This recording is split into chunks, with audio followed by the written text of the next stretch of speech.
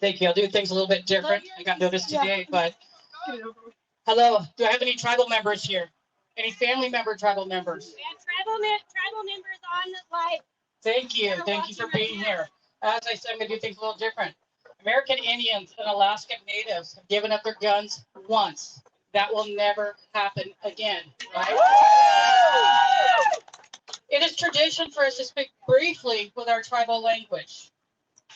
I'll be speaking Atna, that is from Alaska. Willie Jan, Enset Dota, Donna Suzette Delang, Na Dinyana Kaya, Nuta Ista Kadi, Shanann.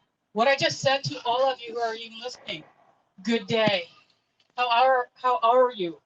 My name is Donna Anthony. I'm with Chicklin Village, the police chief. I live in Palmer, Alaska. Thank you for having me here. I am born and raised Alaskan, LGBT. I have been in law enforcement for over 20 years. I have seen a lot. I'd like to share some of the statistics in Alaska because I think it's important for all gun owners. Currently in law enforcement, we are dealing with a lot of crimes. I'm going to hit this part here. And why gun rights are so important for women, especially in Alaska, when you hear these numbers. In Alaska, we have 85% of Alaskan Natives are victims or have been victims of domestic violence. That's 85%. You hear these numbers? 85%. I don't know if you remember, but Attorney General Barr came up to Alaska in 2019.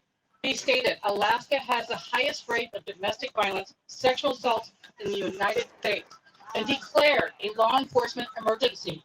Have you ever heard that before? Oh, wow. That's pretty scary. It's very scary. In Alaska, we are rated third in the nation for missing murdered Indigenous women. Wow. Look at this. We really probably are number one. What happens is we have women who are kidnapped, raped, and left for dead, never to be found in remote areas, which is listed as missing. So it's worse than that.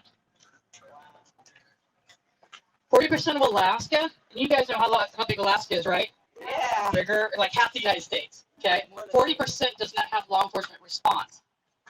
So what does that mean if somebody calls for sexual assault, domestic violence? Are we going to be there? Are we your first responders? We are not your first responders. Who's your first responder? Yeah! Okay. That's very important here. I'm going to give you another statistic. I hate to share this, but I'm going to do this. Sexual assault victims are told in these remote areas not to shower in order to collect evidence.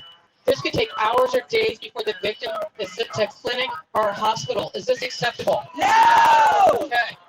These are serious crimes that can no longer be tolerated. Many women in Alaska are taking handgun classes now because they have been victims. They weren't taking handgun classes to protect themselves, became victims and then took a gun class. They're the lucky ones. They are alive, and now they're no longer going to be a victim.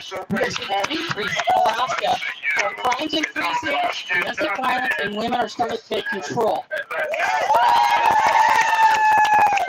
I need to really express that law enforcement is not your first responder. My heart goes out to all the victims. My heart goes out to all the victims and the families. I have worked kidnapping cases, indigenous cases. I've worked cases where a 16-year-old was kidnapped, tortured, murdered, and used 2 stolen guns on a 16-year-old by teenagers.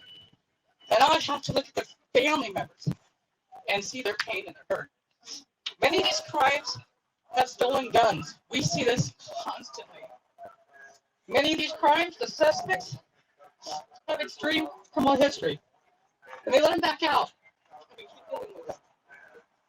Many of these crimes get dismissed, or they're offered a plea deal, and the suspect's right back on the street again.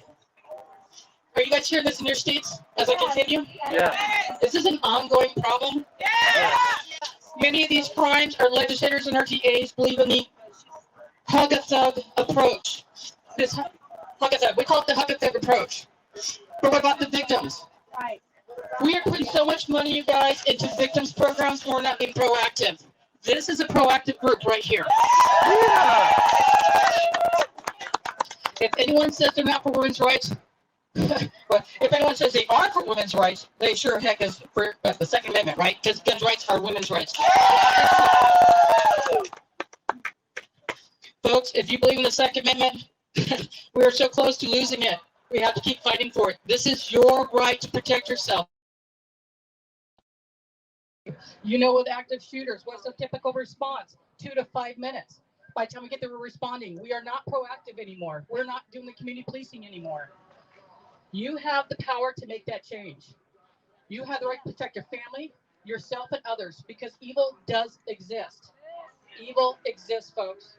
Remember, you must get involved, you must be heard, and you must get out and vote. Thank you.